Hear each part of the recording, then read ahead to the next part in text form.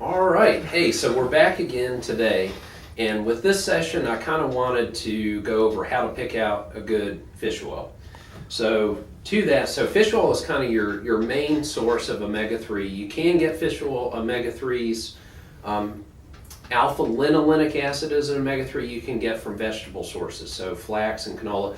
I'm actually going to go into that probably in the next segment. That's kind of a whole other thing, but for people that are not vegan, I really prefer fish oil as a source because the two specific types of omega-3 fats that we really want to focus on are EPA and DHA, and those are just abbreviations short for DHA is Docosahexaenoic acid, and EPA is Eicosapentaenoic acid. So say that 5 times real fast. But those are kind of the two main oils that you'll see.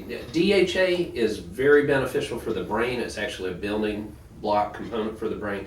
EPA, you could generalize it, say it's a little bit better for skin, better for cardiovascular. They're both beneficial. We need both, but different ones, because they're precursors for things, have different benefits.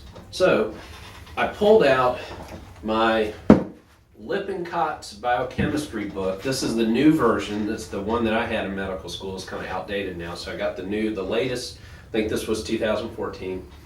And they have a nice chart in here, which we're going to try to blow up so you can see it a little bit bigger.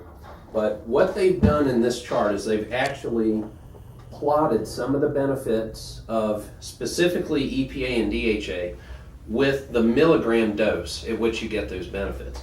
And so what they did is looked at keeping the heart in rhythm, lowering the heart rate, and lowering blood pressure. And when we blow this up, you'll be able to see that those benefits really plateau around 1 gram of total EPA and DHA. So as you take more, you don't really get a whole lot more benefit for those 3 things. Lowering triglycerides is a linear effect. The more you take, the lower triglycerides get, and the better that gets. Thinning the blood, which these can do to some degree, doesn't really occur until you get out to about 2,500 milligrams of your total EPA plus DHA dose, and then it really takes off. So if we want to thin somebody's blood, I usually tell them to be on 3 or 4 grams a day. If we want to leave the blood alone from a thinness standpoint, I'll say, stay around 1 to 2 grams just for general health, and you're getting all these other benefits. They did not put inflammation on this table, but it too, because it's the precursor of anti-inflammatory chemicals, prostaglandins and leukotrienes, there is a benefit there as well. So if you're looking for a good quality fish oil, there's several on the market. Basically, any of the quality brands are going to say third-party tested and guaranteed to be pure. And so, like, here's a Nordic Natural Ultimate Omega, and it has a little seal right there that says third-party tested. They cannot lie about that. Any of the companies that say third-party tested, they have to have had independent third-party people come in and test the product. So you can trust that the product that you're getting has been verified and that it's a good product. So for any of the good companies out there, Carlson's, Nordic Natural, Barlean's, you want to see that on the label somewhere. Then you actually want to turn to the back of the label, and the thing that I care about the most, which of course is probably too small to see, but it will list the EPA and DHA in milligram amounts per serving. So for instance, this Nordic Natural Ultimate Omega has 650 of EPA and 450 of DHA per 2 soft gels. So you're getting 1,100 milligrams per 2 soft gels of this product. So, and again, on that chart, it's getting you a lot of those benefits, but not really thinning the blood at that dose. So then using that information, you can kind of extrapolate that out to other things. I'll go walk around the vitamin shop sometimes and look at the wall of fish oil, because it's like an entire wall. And you'll be surprised that some of the other things that are out there will have very small amounts of EPA and DHA, and you'd have to take practically the whole bottle to get any benefit with those products. One of my favorites, the one that I actually take, is Carlson's. I kind of like the liquid. I like the lemon flavor. Never had a fishy bottle of this. And it basically, if you actually look at the label, it has 1,300 milligrams per teaspoon. So basically, just for general health, 1 to 2 teaspoons a day is getting you a really nice dose.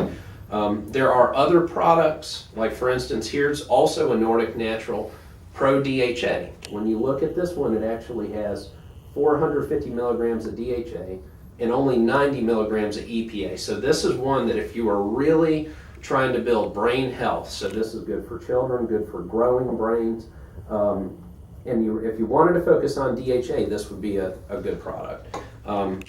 Also pulled this off our shelf. This is a Ortho Omega Select DHA. Kind of the same phenomenon. Basically, they've got 580 of DHA and only a small amount, 130 of EPA. So again, if you're really focusing on DHA for some reason, that would be good. And then I also wanted to point this out, that for vegetarians, your option, or if you're vegan and you really want to stay completely away from fish, from any kind of animal product, you can go with an algae product, or we could, like we're going to talk about later, you can go more into flax and canola and other sources of omega-3s. But so this is also a Nordic Natural Algae Omega. So this is not made from fish. The omega-3s are actually coming out of algae, and it's okay. It's got 180 of EPA and 320 of DHA. So basically, you're getting 500 milligrams of omega-3s per 2 soft gels of this. So this one, to get to a gram, you need to take 4 a day. But if you wanted to stay away from fish sources, you can do it. It is possible. So anyway, that is just some information to kind of help you pick out an omega-3, help you pick out a fish oil. And so next time we're actually going to start delving into some of the other omega-3s like flax, and then we're going to go into borage and other stuff. So all right, talk to you next time.